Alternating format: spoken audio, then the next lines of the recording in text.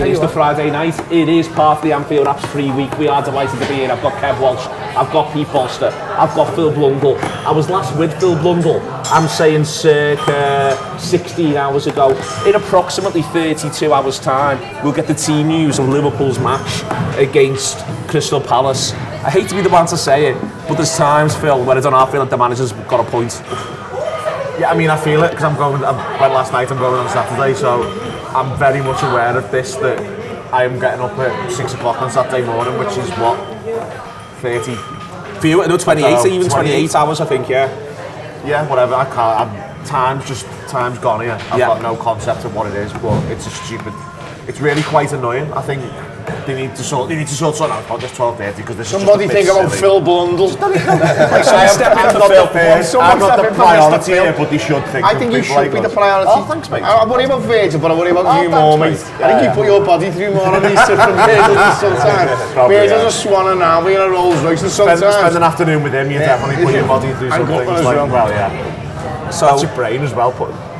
So it's no, Kev, I think it is heavy. Like it sort of just hit me today. I was like, because I was looking at my day doing the Anfield Wrap, and I was like, okay, so I'm coming back and I've got to do review, looking back at that one, and then I've got Friday's show, looking ahead to the weekend's games, and then I've got Friday night. I'm looking forward to seeing everyone. But I'm like, and then looking ahead to a big game against Crystal Palace. That genuinely is the turnaround time. Yeah, it's madness, but also as like when I used to go to every game like Phil does now, I still love this time of year because it feels like no, we often speak about the players peaking. You feel like, right, I'm going to have yourself up for that week in particular. I've got to be I've got to be 100% there. And obviously we're having the quarter final against West Ham. It's another one thrown in there, a little bit of it's an Anfield one, so it's not too bad yet. But it makes you think, and I used to love it. Like the idea of doing it now, like my bird, it just divorced me, obviously. There's just no way it could happen. But I must admit, I love this time of year for the footy. Like, now that I'm a bit more of a telly clap and I don't get to go to as many away games as I used to, I enjoy being able to watch Liverpool, especially because we're boss, aren't we? You know what I mean? So it's really nice to be able to actually sit down and watch. So you think we're boss? I think the table tells us we're boss. The fact that we've walked our UEFA Cup group tells us we're boss. The fact that we are in the quarterfinals of the League Cup tells us we're boss. Plus as well, just your eyes, just watch them. You know what I mean? It might not have been vintage against Sheffield United. You don't get vintage games against Sheffield United. You didn't get vintage games against Sheffield United in 1993 when you were half decent. You know what I mean? They're not the games you play where you look amazing. You have games where it's a bit mad and a bit scrappy, but ultimately you're in control the full way and you do the business. And listen, that's what boss teams do. So you don't remember wins against the worst team in the league, do you? Yeah. Do you remember the one 3 years ago? I don't. Yeah. You get 3 points, you move on, you crack on. Moving on and cracking on, suddenly, let's be honest about this, Wednesday night was a real explosion of the idea that you're not just playing one game in a week. There's more than one game going on. Tuesday night had a little element of that, I think, for a few people when I still get the late goal and credit to them for that. They hung on in there and they fought for their lives and they got it.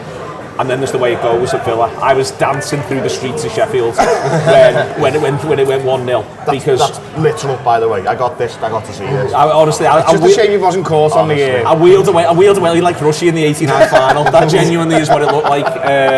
Because Phil had on his phone as we were walking. Do you know what? I can picture that actual movement. Imagine his coat sailing in the wind. It was circled round everyone like that because it suddenly felt like everything's blown open, and that's where we are now, Pete. It is, and it's where it can change very quickly, isn't it? Because you've got the 3 games in the week. We all set out earlier this week to get 3 wins in a row, didn't we? We've got 2 out of 3 so far. Going back to what you're saying about vintage, it doesn't always have to be vintage. You just have to win the game, don't you? And that's what we did last night. You win titles that way. It's dead simple. Football teams always get the credit when they don't play well and they win football games. So, but as a fan base, when it's your side, you're sort of overcritical because you're worried about the other sides. But as you just mentioned there about that goal going in for Villa, you look at them, they're far from vintage at the moment. They're struggling a bit. There's a 4-point gap now. And I know we'll talk about Arsenal and they're very much in the title race. There's no doubt about it. Really good side. Yeah, there's no doubt about it. They can win the league, we can win the league, City can win the league. But for me, whoever finishes above City will win the league. So they're my priority at the moment, and keeping that 4-point gap is imperative moving in on Saturday afternoon. The idea that you win 3 but you've got to win the 3 because you've got to get to 9 points.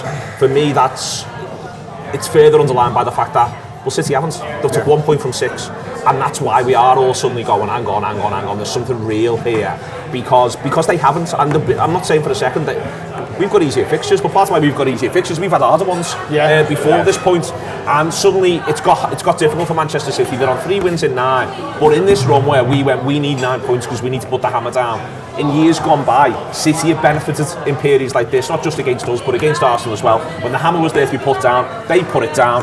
Other teams haven't, and that's what we've done here now. We've put the hammer down. The fact that we've put it on them, and the fact that before yesterday's game, Guardiola made a big song and dance about who'd won, like no one had won 4 league titles in a row, we're here to win it, and blah, blah, blah.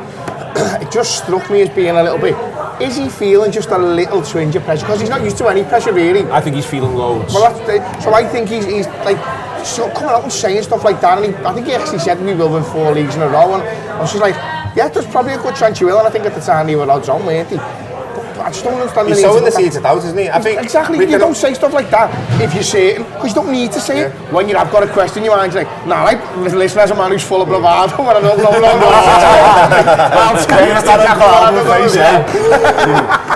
know. No, it's there for all of a sudden, but the classing them along. I thought he was going to say something about Pep. I mean, I thought you were going to carry on. No, you are full of bravado. I am full of bravado. Everton to follow that through. You mentioned before that they're not odds on now. They've been odds on so many times around this time of year. Say it again, Arsenal, really good side, but even they've got a difficult assignment on Saturday against Aston Villa. We've had R5 as well. R5, huge. Villa have won 15 consecutive home games. Which is insane. That is an insane record, isn't it? What was City were 23 before we went there, weren't we? City were, they were all comps as well. It's 15 in the league that Villa have won. But it is also Aston Villa as well. It's not Man City. And last night as well, by the way. I know you probably wouldn't get to watch it. They were brilliant.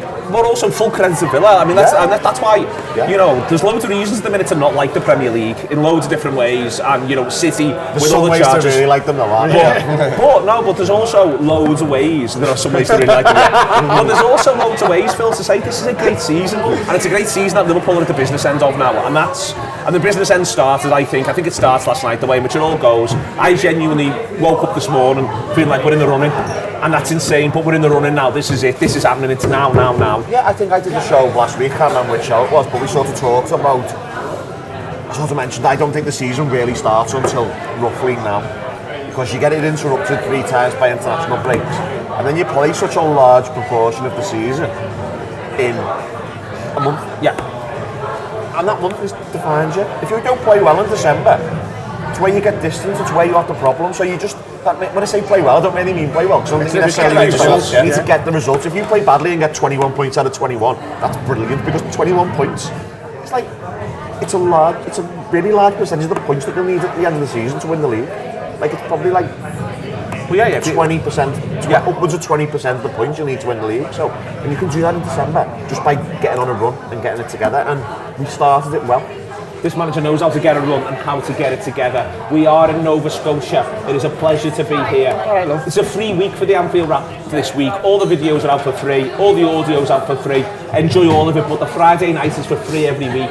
And we're delighted it's for free every week. And the reason why it's for free every week is because we're supported by the good people of Erdinger. Do you know who it is that we're supported by? The good people of Erdinger. Supported by? Liam, it's Erdinger. Is it? I've never heard of them. And Erdinger, please.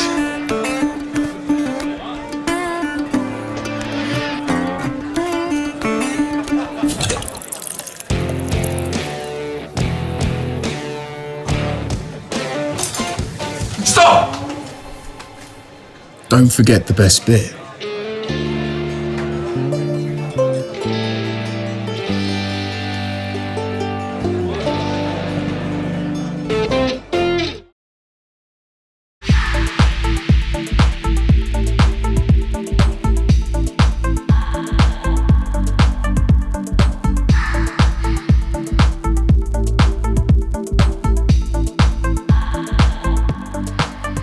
John Gibbons from the Anfield Wrap here at Anfield to sample the ultimate Anfield experience. We've also brought a subscriber, Jamie, along with us as well. It's his birthday. What a birthday treat it's going to be. So let's get in.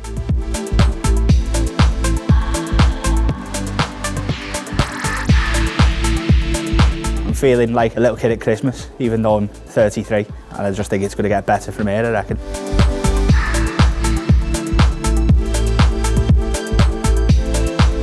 So not a bad start today, mate. We've been in the boardroom, out here in the pitch, hearing stories from Tomo. It's been alright, hasn't it? Yeah, it's been great so far. I've really enjoyed myself. So you fancy kickabout at Melwood?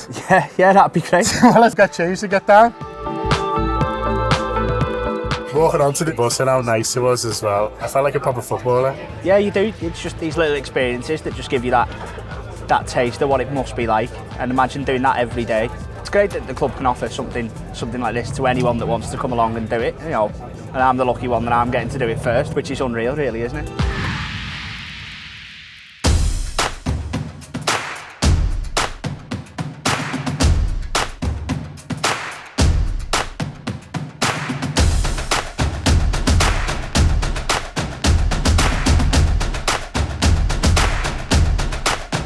So our participants that come onto this experience get to work on the same things that our academy kids work on. The state-of-the-art facilities. Obviously former players come down and show them how it's done and give them stories about the old days as well. So hopefully the experience for people doing it as a one-off is something truly amazing.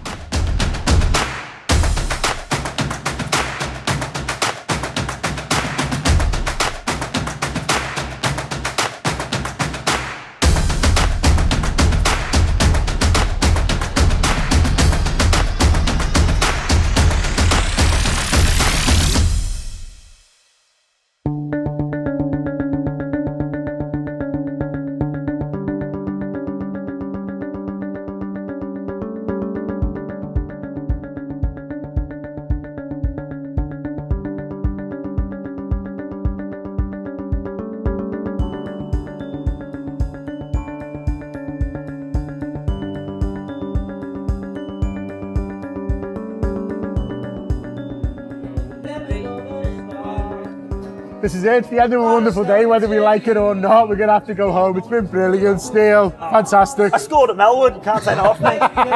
And on your birthday to get everything that you've done, it's not bad, is it? Yeah, it's been a great day. Thanks very much.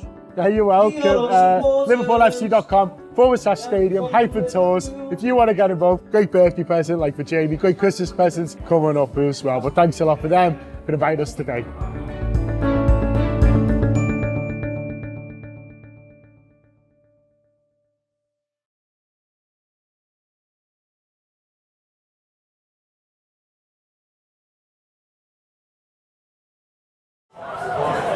Welcome back, it's a pleasure, it is a delight, it is with Erdinger on Friday night, it is Nova Scotia, we're always very pleased to be here as well. They might be moving some stuff behind us in a minute or two because they're putting an event on, but they've decided to house us here. I'm just warning you, if that happens, that's what's going on. They're not going to move us, they're not going to move Kev, all the best of I quite like it, if we can make that happen now at the end, that'd be absolutely To be fair, a lovely blonde Irish girl, that's the type of girl to get me moving, mate. It's a big Bailey Zorman, no chance, but if a lovely girl with an Irish lilt says, come on now, son, this is time for free, you know. It's gone off for free. Very lovely Irish girls want to talk to me. Honestly, we might have to cut that bit. It is. I should get divorced in part one. Can't believe he's lined it up. There is, I'll come to you on it, Kev. He doesn't use Jones, he doesn't use, well, he uses them, but he doesn't start them. Doesn't start Jones, Gravenberg, doesn't start Shimmercast, doesn't start Elliott, doesn't start Nunez. I've probably forgotten one or two. You think they're all going to come back in? Maybe Elliott, could go either way. I think Jones starts. You? Yeah, you would imagine so, because he was playing so well, and I think he's come back from the injury. He just needs a little bit of rhythm to get back into, and also I think Klopp knows that Jones might need a little bit of he's a confident lad, full of bravado. Similar to myself, maybe, but just occasionally needs a little arm around the shoulder, because I think Gravenberg has come in, he's looked so good, and he plays in such a similar way and position that maybe if Curtis doesn't get a little run of games now, we might start thinking, oh, and his head might go. And if we are in a title running from now, Klopp needs every player to be 100% every time we go on the pitch. And plus, there's so many games, isn't it? There's just game after game after game. And 5 subs, so you know what I mean? You can start him, give him that little arm around the shoulder, give him a little boost, and then if needed, because fitness, form, whatever it may be, bring Gravenberg on. they're in a funny place. I mean, they've been spoiled, as Roy said. To be fair, they really have. They've really been spoiled. I mean, it's just been trophy after trophy at Selhurst Park. Happiness, joy. Yeah, so much happiness, so much joy. So many exciting young prospects getting promoted from the reserves into the first team. It's been overwhelming at Selhurst Park. But obviously, even you've got to have hard times as well. They feel like they're in a bit of a wobbly place. But I think that players these days, they're actually more robust when managers talk nonsense in all seriousness. I think those players will be thinking, you know what, we're going to prove a point against this fella here, we're going to show a thing or two. I think we need to be responsible like we were against Sheffield United at Crystal Palace. That's why I will pick Jones. I think the idea of having him there as hold-up play, him anchoring the team, bringing people into play, not losing the ball, certainly for the first hour of the game, I think it's going to be a bit of a slog, and I think Curtis is perfect for it. I think that's where we're seeing it go wrong a bit last night as well, when they made it a bit of a cup tie, wasn't it? That giving the ball away stupidly, just naively. That transition, it is our Achilles heel a little bit with Liverpool, and it is with any top side when you're attacking all the time. And I think Curtis Jones coming in would keep hold of the ball. But if he wants to come in and he's going to keep his position, he's going to improve a little bit, because I'm not on board with that. He's been this fantastic player this season. He started the season well. Since he dropped out the team after he got that red card, I've not seen a really good performance from him. So if he has got that Kev Walsh bravado, I think, honestly, he's barely played, to be fair. When he comes in, he's a bit slow. I think he suffers with the Genie Wijnaldum thing, you know. Like loads of people thought Genie wasn't that good. And then they'd say to you, what does he do? And you'd have to say to them, you just got to watch him. And watch him, and he's unbelievable. And listen, I'm not suggesting that Jones is there yet, but for me, he's definitely on a trajectory to be here, and I think he's fantastic. And listen, I've got loads of mates, and it's not a scout thing, because loads of scouts like, don't really rate him. I'm not saying that. I'm saying that if he wants to come in the side and keep his place, because he's Liverpool spoiled with midfielders at the moment, he's got to be a bit better than what he has. Yeah, they're all pushing each other on type of thing. Absolutely, and I feel like when he's on a good run of form, he's very good. And then as soon as that cycle breaks, he finds it hard to get back into it. And then it's always about this conversation. But he hasn't got enough minutes, he hasn't had this, he hasn't had that. Well, the players who are getting enough minutes are playing well. And that's why they're getting enough minutes. So if I was him, I'd be going down there Saturday and to be proving a point to make sure I'm in the team the week after and the week after that.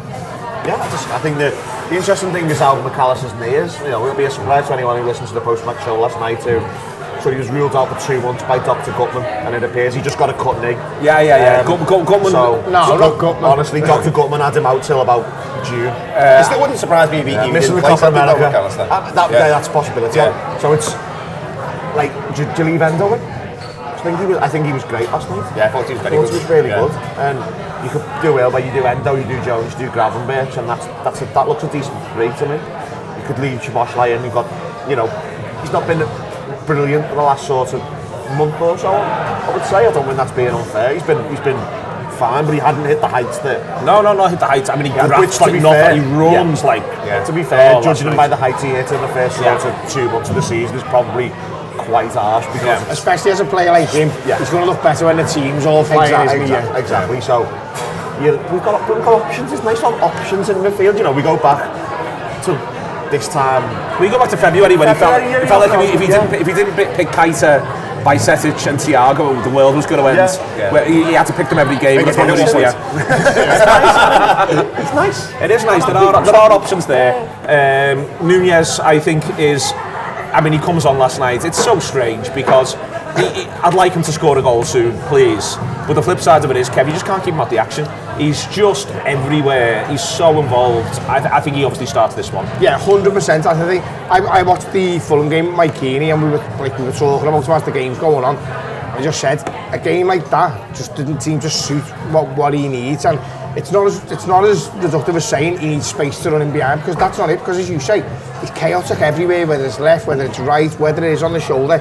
But I just think in like a game against Crystal Palace away from home, there's just going to be pockets of space where a defender might just take that little extra step forward that he might not take if he has got the whole of Anfield bearing down upon him. Whereas Sheffield United away, they're sitting in tight. Like you said before about yesterday, we were giving the ball away easily. A bit of me felt like that was because we had to try and get through the compact lines they had, but also we just thought, well, if we do lose it, we'll just get it back, because these are not that good. They're going to give us it back in a minute. Exactly. Yeah. Whereas against Crystal Palace, if you give that ball away to the wrong player, before you know it, bang, bang, bang. Whether he wants it or not, someone's going on a 40-yard. Yeah, all he says he's a good player. Yeah, he didn't really have a ball in behind last night either, did we? Which he gives you that option. Well, he pens defenders back 5-10 yards, which I think is massive. He's probably got to ask Konate to go again.